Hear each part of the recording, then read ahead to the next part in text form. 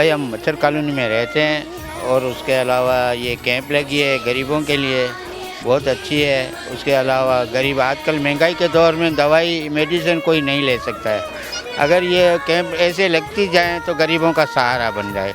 हमारी हुकूमतें तो ऐसी है, किसी को माना गरीब के कोई सोच विचार नहीं है। हम इन्हों को बहुत दुआएं देंगे और उसके अलावा हमारे को ये इतनी मेडिसिन फ्री भी दी गई है, कम से कम 2-3-4 हज़ार रुपये की मेडिसिन भी फ्री दी गई है।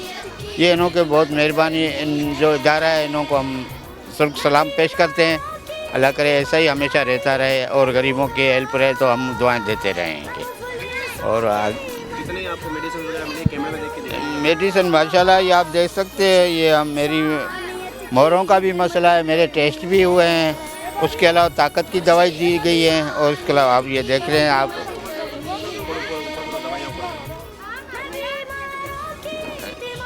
हम इनको गरीब जो इदारा है इन्हों को दुआएं देंगे और सदा ऐसे ही कैंपें लगती रहे और गरीबों का सहारा बनता जाएंगे। ये अच्छी बात है।